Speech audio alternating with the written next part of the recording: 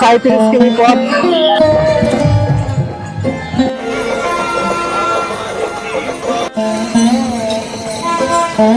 মন্দিরের সামনে প্রায় বন্যা হয়ে গেছে বললেই চলে।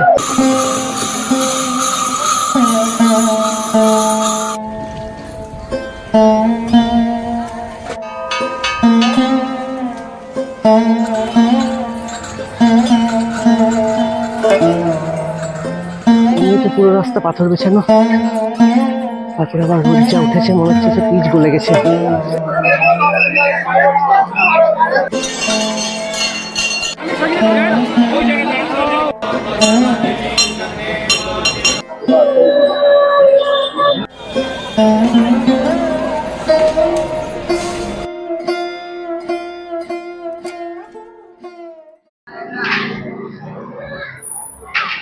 তুমি সৃষ্টি, তুমি প্রলয়, তুমি পালনকর্তা, তুমি দয়াময়। আজকের দিনে সকলে মিলে করজোড়ে হাত, তুমি তো আমার প্রভু ভোলানাথ। নমস্কার, আমি মুন্না, ট্রাভেল উইথ ঘোষদারা চ্যানেলের একটি নতুন ভিডিওতে আপনাদের সকলকে স্বাগত। আজ আমরা বেরিয়ে পড়েছি শৈবক্ষেত্র তারকেশ্বরের উদ্দেশ্যে। আমরা শেওড়াফুলির গঙ্গায় স্নান করে ওখান থেকে জল নিয়ে 37 কিমি পথ অতিক্রম করে পৌঁছে যাব তারকেশ্বরে এবং সেখানে গিয়ে বাবাকে জল অভিষেক করব। এই 37 কিমি পথ যাত্রাপথের সমস্ত খুঁটিনাটি তথ্য নিয়ে থাকছে এই ভিডিও, তাই ভিডিও শেষ পর্যন্ত থাকুন। দেখা হচ্ছে আপনাদের সাথে ট্রেনে উঠে।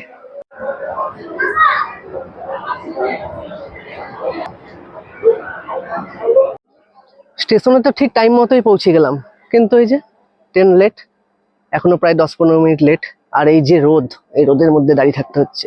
শুরু হয়ে গেছে জার্নি আবার কি। আচ্ছা বলে রাখি, আমরা বহরমপুর থেকে যাব হচ্ছে ব্যারাকপুর। ব্যারাকপুর থেকে ঘাট পার হয়ে আমরা পৌঁছে যাবো শেওড়াফুলি। এছাড়াও আপনারা যারা ব্যান্ডেল অথবা হাওড়ার দিক থেকে আসবেন তারা সরাসরি ট্রেনে কি বাসে আপনারা কিন্তু শেওড়াফুলি চলে আসতে পারেন। চলুন দেখি আর কতক্ষণ দাঁড়াতে হয়।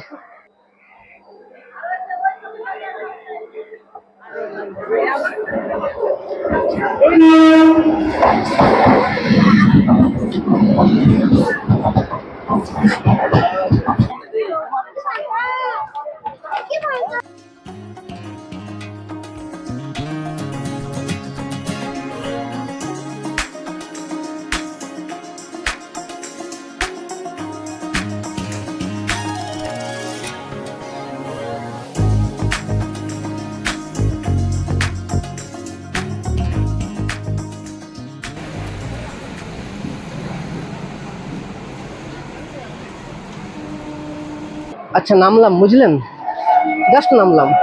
আর এই ট্রেনের যা ভিড়, এই আমাদের লালগোলা লাইনে যে ট্রেন কবে বাড়াবে, এর উপরে যাওয়া আসা করা খুব মুশকিল। যাই এবার বাইরে যাই, বাইরে গিয়ে দেখি অটো না টোটো। জার্নি শুরুর আগে একটু লস্যি খেয়ে ফ্রেশ হয়নি, যে গরম সহ্য করে আসলাম এতক্ষণ, বাপরে।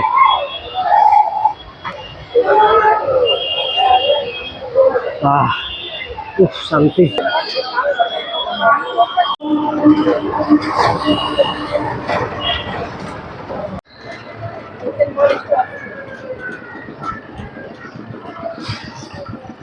ব্যারাকপুর স্টেশন থেকে একটা টোটো নিয়ে আমরা এসে পৌঁছালাম ঘাটে। এছাড়াও ঘাটের সঙ্গে অটো সার্ভিসও আছে, আপনারা যদি ভাবেন তো অটো করে আসতে পারেন। টোটোতে আমাদের ভাড়া পড়লো 15 টাকা করে।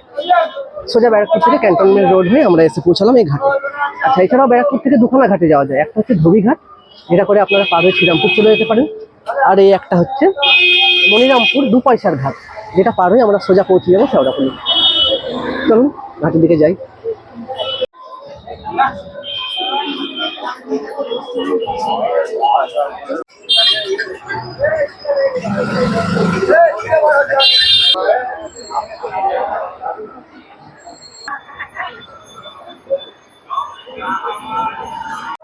আচ্ছা, ঘাটে আসার আগে এই রাস্তাতে প্রচুর ওই বাক্স সাজানোর দোকান আছে। আপনারা যদি ভাবেন যে ওপার থেকে কেনাকাটি করবেন না, তাহলে কিন্তু এখান থেকে কেনাকাটি করে নিতে পারেন। চলুন একটা দোকানে ঢুকি, দিয়ে দেখি এরকম দাম এবছর হয়েছে। সব জিনিসেরই তো দাম বেড়েছে, এখানেও দেখি দাম বেড়েছে নাকি। চলুন ঢোকা যাক একটা দোকানে। আচ্ছা দাদা, বাঘ আপনাদের কাছে কিরকম দামের পাওয়া যাচ্ছে? আপনি যেরাম নেবেন 10 টাকা, আপনি যেরাম নেবেন 10 টাকা, 20 টাকা, 30 টাকা, 50 টাকা, 100 টাকা, সব রকম আছে। সাজানো গুছানো এগুলো আলাদা? এইগুলো আলাদা। বাঘে ভ্যারাইটিস আছে, যেরাম কাপড় এরম সিম্পল এরম কাপড় জড়ানো আছে, তারপর ওয়াটারপ্রুফ আছে, সব রকম আছে, প্লেন আছে। কোয়ালিটি বেসে দাম শুরু। আর এইদিকে সাজিয়ে দিচ্ছি। এদিকে 5 টাকা, 10 টাকা, 15 টাকা, 20 টাকা, 30 টাকা, ব্যাস এদিকে। তারপরে ঘন্টা কুমুর আছে, ঘন্টা কুমুর যত দেবেন তত ভালো লাগবে। তাহলে ওই পারের ঘাটের থেকে কি এই পারের দাম কম? অবশ্যই ওই পার হচ্ছে লাস্ট জায়গা, ওই পার হচ্ছে লাস্ট জায়গা, ওইটা সুযোগের তত ব্যাপার। আর ওখানে খালি এক জায়গা থেকে লোক নয়, এপার থেকে লোক নয়, ওপারে ট্রেনের থেকে প্রচুর প্রচুর লোক আসছে, ওই ভিড়ের জন্য আরো দামটা বেড়ে যায়। অন্য পাশ থেকে 10 টাকা হলো, এখানে দাম অবশ্যই দাম কম, আর যদি কেউ কিনে নিয়ে আসে এখানে এলেও সাজিয়ে নিতে পারবে। সাজিয়ে নিতে পারবে একদম। আপনি বাড়ি থেকে সবকিছু কিনে নিয়ে আসলেন, আমাদের বলেন ফিটিং করে দিতে, আমরা করে দিতে পারি, একদম। আপনি নিজের মনের মতো করে, একদম ফাঁকার মধ্যে আপনার নিজের মনের মতো করে সাজিয়ে নিতে পারবেন।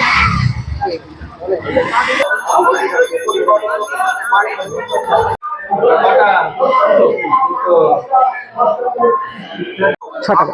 এমনি 6 টাকা আর আমাদের 10 টাকা, তাই না? বোটে চাপার আগে মানে লঞ্চে চাপার আগে টিকিট কিন্তু করতে হবে, তো টিকিট রীতিমতো করা হয়ে গেছে। এই যে, 10 টাকা। যা শুনেছি আমি অন্য টাইমে নাকি 6 টাকা, কিন্তু এই সময় এই তারকেশ্বরের পুণ্যার্থীদের জন্য কিন্তু 10 টাকা করে।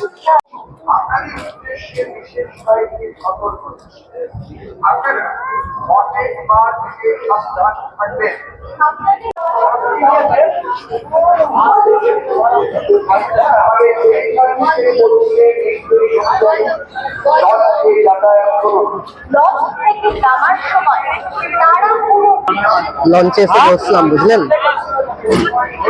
সিট ফাঁকা পেয়েছি, সঙ্গে সঙ্গে বসে গেছি।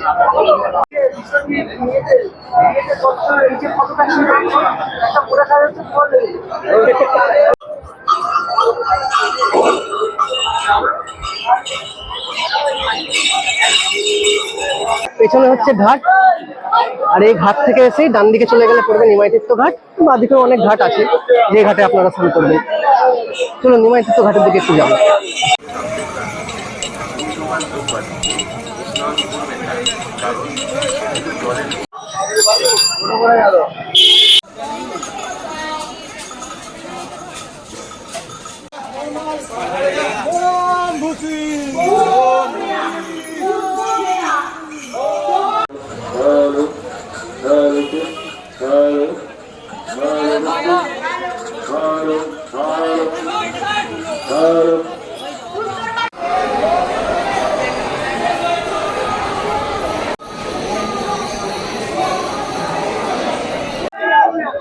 ভাবলাম নিমাইতীর্থ ঘাটটা আপনাদেরকে একটু ঘুরে দেখাবো, কিন্তু গভীরভাবে দুঃখিত, দেখাতে পারলাম না, কারণ এত বিশৃঙ্খলা ওখানে সৃষ্টি হয়েছে, মানে সে পদপিষ্ট হয়ে যাওয়ার মতো ব্যাপার। কিছু বাচ্চা অব্দি হারিয়ে গেছে, বড় মানুষ তো আছে।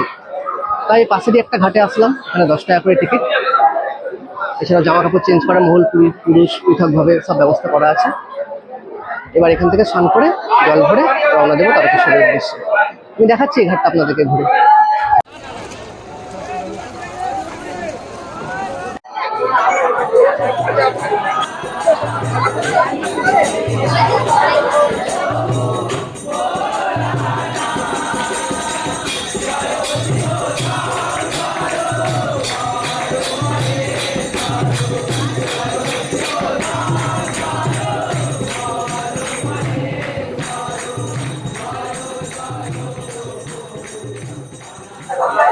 ঘড়িতে রাত 8:30, আমাদের স্নান পর্ব কমপ্লিট।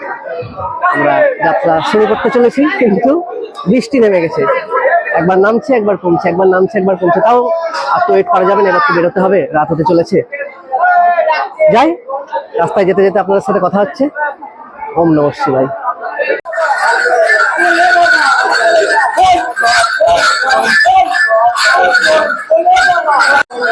এই শেওড়াপুলিকে কিন্তু এক কথায় তারকেশ্বর যাওয়ার প্রবেশদ্বার বলা হয়, কারণ এই তারকেশ্বর যাওয়ার জন্য যাত্রা কিন্তু এখান থেকে স্টার্ট হয়। সে আপনি যদি ট্রেনেও যেতে চান সেটাও যেতে পারেন, যদি ভাবেন জল নিয়ে এখান থেকে হেঁটে যাবেন সেটাও যেতে পারেন।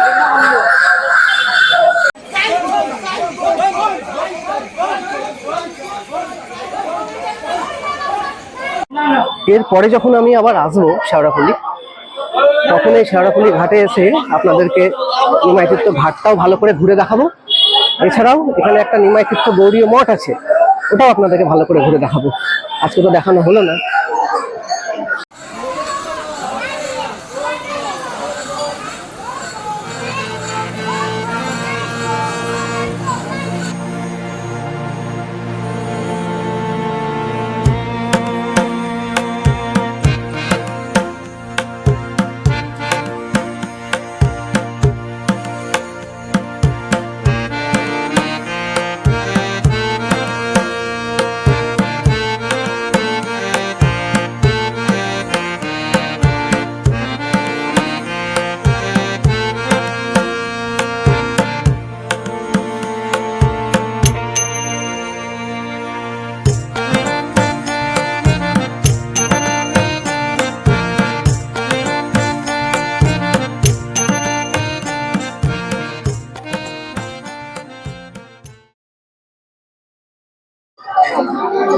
রাস্তা যতই কঠিন হোক, মনে খালি একটা মন্ত্রই বলে যেতে হবে, বলে বাবা পার করেগা। তাছাড়া কোনো উপায় নেই এতটা রাস্তা অতিক্রম করার জন্য, এইভাবে এগোতে হবে।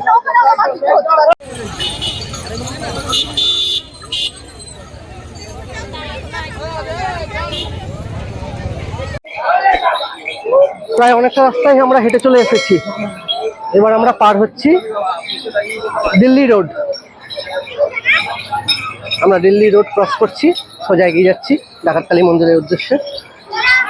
প্রশাসনিক কর্তারা এখানে আছে, তাদের কাজ সুষ্ঠুভাবে করে চলেছে।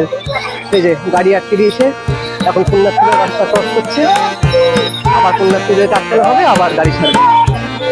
ক্রস করলাম আমরা দিল্লি রোড।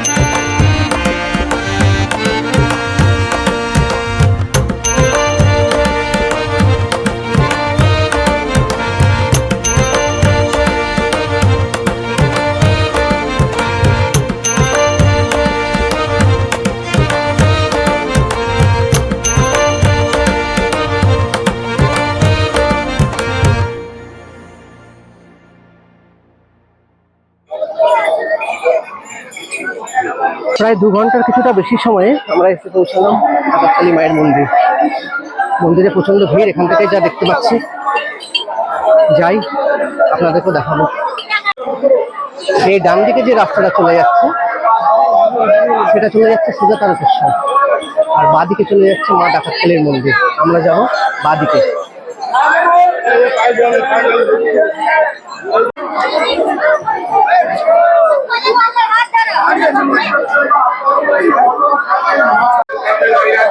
দেখুন মন্দিরের সামনে প্রায় বন্যা হয়ে গেছে বললেই চলে, জল।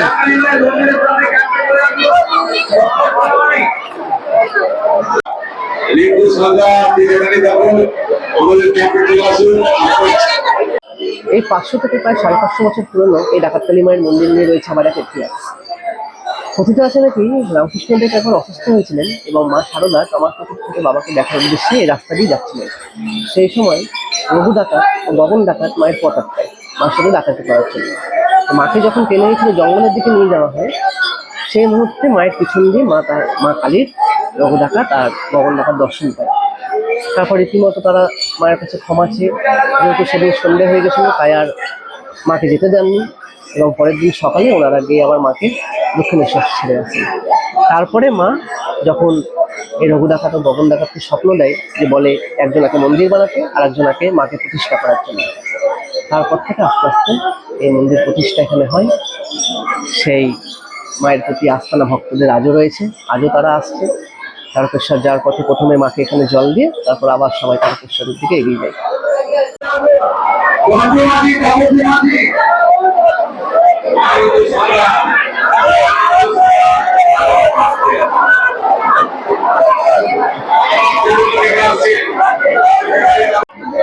অনেক কষ্ট জল দিলাম ডাকাতকালী মায়ের কাছে, বুঝলেন। ভিতরে তো এত ভিড়, দাঁড়াতেও দিচ্ছে না, লাঠি দিয়ে পর্যন্ত মারছে। তারপরে 1 হাঁটু জল, কোনো রকমের জলটা মায়ের কাছে দিয়ে প্রণাম করে আবার বাইরে বেরিয়ে আসলাম। এবার এখান থেকে আবার হাঁটা শুরু হবে, আস্তে আস্তে আবার সেই কাশী বিশ্বনাথ। দেখা যাক ঘুরে পৌঁছায় ভোরের আগে।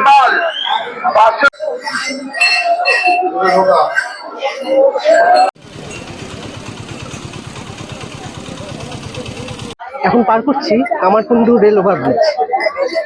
এটা আমি লাস্ট যখন আসি 2016 সালে তখন এটা তৈরি হচ্ছিল। ঘড়িতে সময় তখন প্রায় মাঝরাত।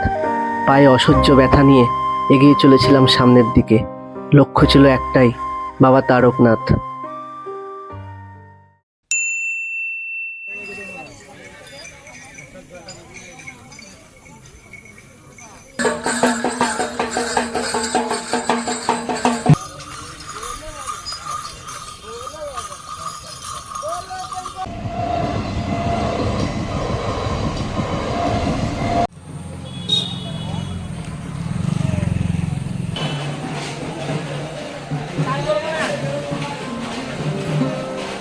সকাল 7টায় কাশী বিশ্বনাথ এসে পৌঁছালাম। এসে এখানে স্নান করে ফ্রেশ হয়ে এখন একটু রেস্ট। এখন তারকেশ্বর প্রায় 15 কিলোমিটার বাকি। তার আগে পড়বে লোকনাথ। এখান থেকে যাবো লোকনাথে জল দিয়ে তারপর যাবো মন্দিরে। তা আমি যতক্ষণ রেস্ট নিচ্ছি ততক্ষণ আমরা কাশী বিশ্বনাথটা একটু ঘুরে দেখে নিন।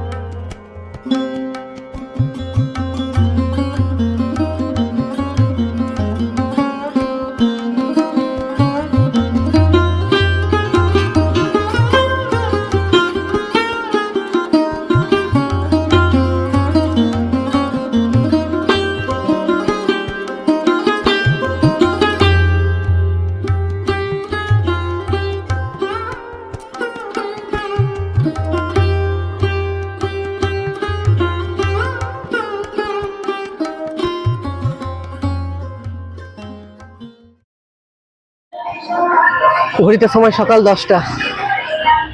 বেরোলাম কাশী বিশ্বনাথ থেকে লোকনাথের উদ্দেশ্যে। খুব শোচনীয় অবস্থা, বুঝলেন তো। আস্তে আস্তে যেতে হবে। একদম কথা হচ্ছে লোকনাথ থেকে।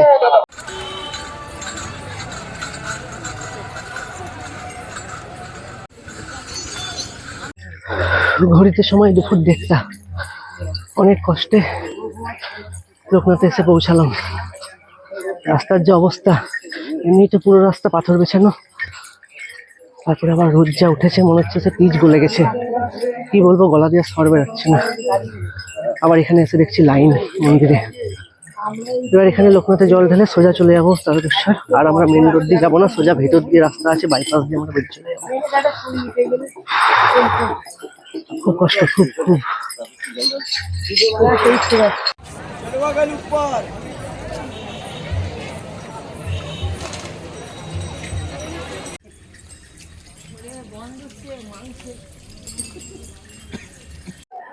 অবশেষে পা রাখলাম পবিত্র ধাম তারকেশ্বরে।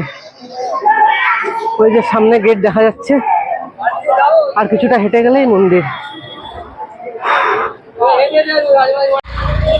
শরীরকে এরকম করে ভেঙে চুরে এত কষ্ট দিয়ে বাবার কাছে আসার এক্সপিরিয়েন্স আপনাদের কাদের আছে? যাদের আছে তারা কমেন্ট করে জানাবেন অবশ্যই। আর ভিডিওটা অবশ্যই কিন্তু একটা লাইক করবেন।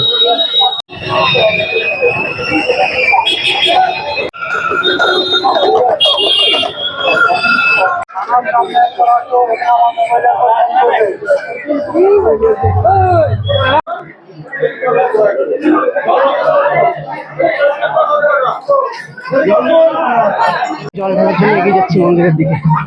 মন্দিরের ভিতরে কিন্তু ভিডিওগ্রাফি একদম অ্যালাউ নেই, যতটা সম্ভব আপনাদেরকে দেখানোর চেষ্টা করবো। জল ঢেলে এসে আবার কথা হচ্ছে আপনাদের সাথে।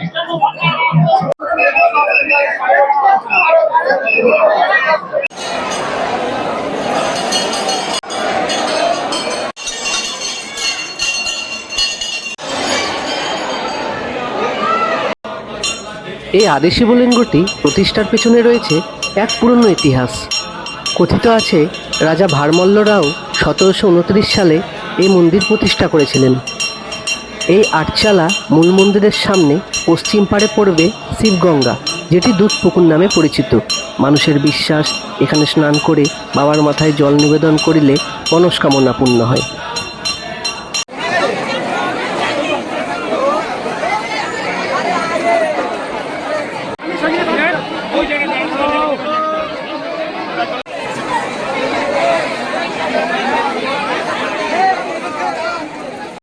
অবশেষে পুজো দেওয়া, বাবার দর্শন, দুপুরে স্নান সব কমপ্লিট। আপনারা পুজো দেওয়ার পর যদি এখানে ভাবেন খাওয়া দাওয়া করবেন তো সেটাও করে নিতে পারেন। এখানে প্রচুর নিরামিষ হোটেল, একটার পর একটা, কোনো অসুবিধার কিছু নেই। যদি ভাবেন থাকবেন তো সেই হোটেলেরও প্রচুর ব্যবস্থা আছে।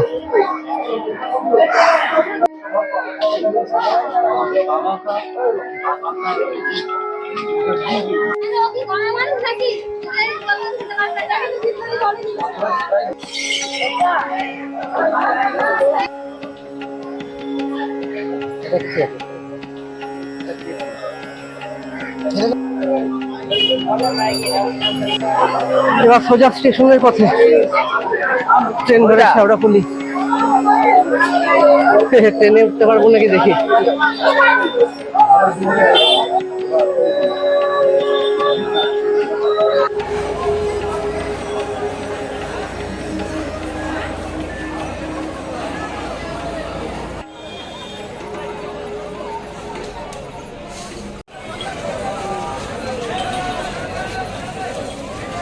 দীর্ঘ 50 মিনিট জার্নি করে নামলাম ট্রেন থেকে শেওড়াফুলি।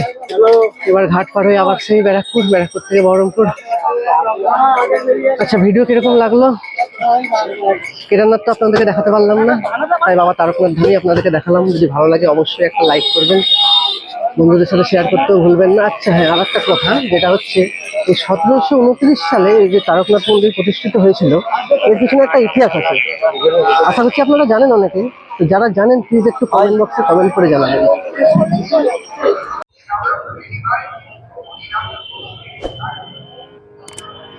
তো আজকের ভিডিও এই পর্যন্তই, দেখা হচ্ছে পরের কোনো ভিডিওতে। ততক্ষণ ভালো থাকবেন, সুস্থ থাকবেন। হর হর মহাদেব।